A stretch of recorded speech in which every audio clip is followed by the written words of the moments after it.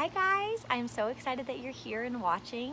It is the first Friday of our summer break and I thought, wow, it's a beautiful night outside. I just got back from walking the dogs. Seems like a great evening to read a chapter of our book and share it with you guys. So this summer, we're going to be working through The Magic Misfits.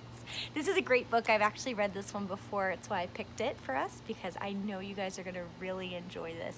It's a really cool story and I think you're really going to love our characters and the adventure they go on.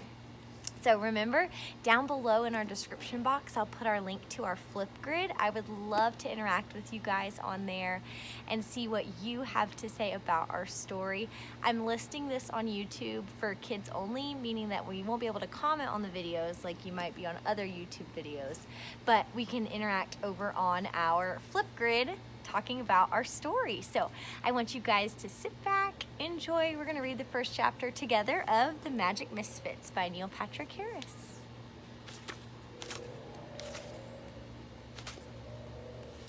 It starts with a map. I found every great chapter book starts with a map. First chapter, salutations. This is a clever word for greetings. Do you believe in magic? Hi there, yes, I'm talking to you. Well, do you? Do you believe in magic? I believe in magic. Do you believe in magic? If you're anything like the boy in this book, you might say no, but I assure you, there's magic all around you. It's true. Don't believe me? Look into my eyes and tell me you don't see magic.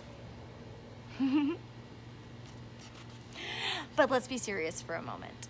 Magic can mean different things to different people. For some, it is pulling a rabbit from a top hat or sawing a person in half and then hopefully putting them back together again. For others, magic is a crisp autumn's day or a tender hug from a loved one. For me, magic can be a story, a game, a puzzle, or a surprise that takes my breath away in a single furious gulp. You see, magic comes in all shapes and sizes and colors and tastes and smells and feelings.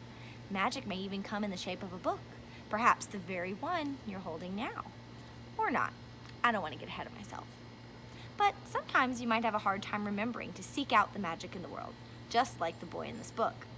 You might be too busy twirling cotton candy, or too distracted by birds sitting on the windowsill, or too tired from organizing the attic to notice. But I assure you, magic does exist. You just have to know where to look. Use your nose, or your tongue, or your eyes, or your brain.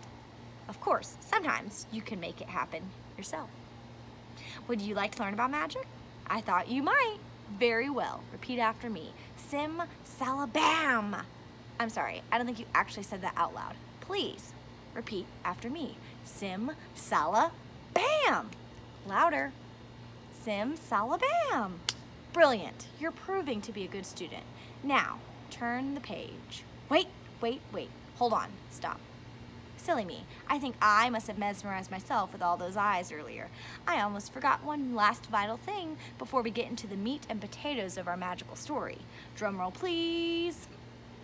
First, I must explain.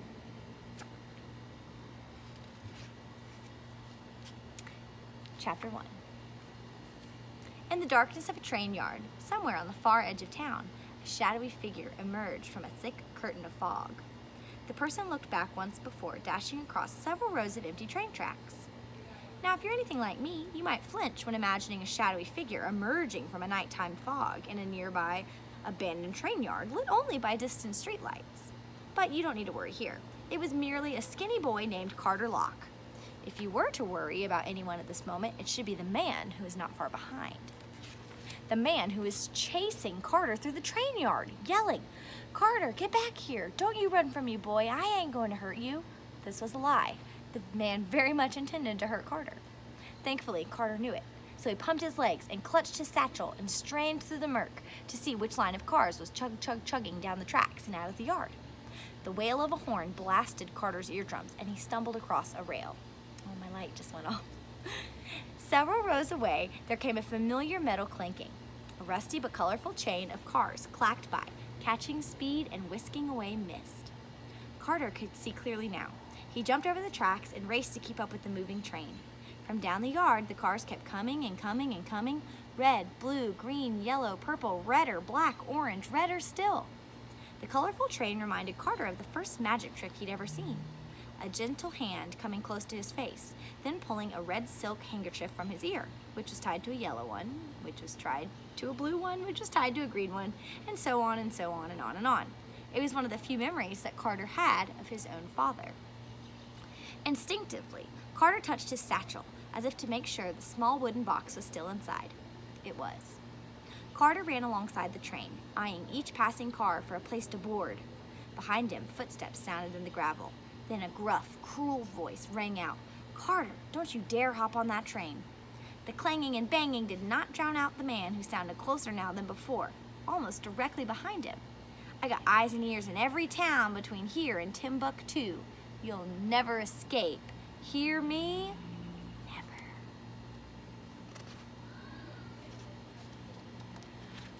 Carter tried not to think about what would happen if the man caught him. Instead, he focused on the locomotive. Light glinted off the heavy wheels below as they rolled upon the tracks. The problem with trains is that they are made of metal, and each car weighs a literal ton, if not more. Once they're moving, they move quickly. If Carter got too close, if he tripped, it would be all over. A bright yellow train car was now edging past him. Yellow reminded Carter of a bird he once saw locked up in a cage in the window of a pet store. Weren't birds designed to fly free? Carter took it as a sign that this was the one to reach for, the one that would take him far away from here. Its ladder was just out of reach. Jumping a train in motion may have been hard or even scary for some, but Carter had done it so many times it came as naturally as plucking a coin from behind someone's ear, or shuffling a deck of cards with only one hand. Unfortunately, the man who was chasing Carter found it easy too. As Carter was about to clasp the ladder, the man grabbed Carter's satchel and dragged him to the ground. "No!" Carter yelled. They both tumbled across the gravel, rolling beside the wheels of the yellow car that went bump, bump, bump, bump, bump, bump, bump, bump over the rickety tracks, echoing the flutter of Carter's panicked heartbeat. He didn't want to imagine what would happen if the train left without him. So, Carter didn't stop moving. He twisted his body until the rolling turned into a somersault.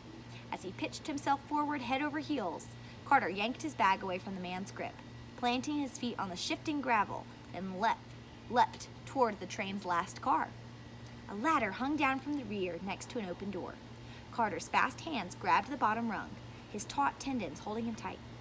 Climbing up and onto the ladder, he pulled his feet up and clung to the back of the now racing train. After catching his breath, he moved all the way to the top, making a seat on the car's roof.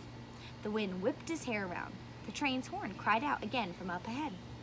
Looking back, he saw the man kneeling by the tracks, arms raised in anger, screaming into the night and quickly shrinking into a dot that eventually disappeared in the murky distance. Carter waved goodbye.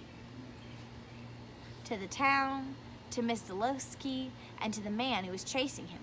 Though if it had been possible to wish the man a bad bye, Carter would certainly have done that instead. The sky turned a beautiful blue as the sun came up. After some time, the familiar rocking and loud metal churning of the train calmed Carter's heart and brought a yawn to his jaw. So he climbed down and into the train car. Inside, hundreds of boxes were stacked on wooden pallets. Plopping himself on the floor beside one such stack, Carter placed his satchel underneath his head like a pillow, then drifted off to sleep, dreaming about hope and fate and destiny and adventure, as well as a fleeting thought or two about the possibility of magic. And that's where we're gonna pause tonight. I think this is such a great story. It's off to a very exciting start. I wanna know, where is Carter going? Why was that man chasing him? Who is Mrs. Zalewski, and why was he saying goodbye to her in the town that she apparently lived in? This is gonna be a great read. I'm sure we're really gonna enjoy this together this summer. Remember, go down below, click on that Flipgrid link so you can interact with me and talk about the book, and we can share videos with each other through our summertime. Also, if you wanna subscribe to my channel, you'll get a notification each week as I post new chapters, so you will always be caught up. I hope you guys are enjoying your summer so far. I love you and I miss you, and I'm excited to read with you. Bye.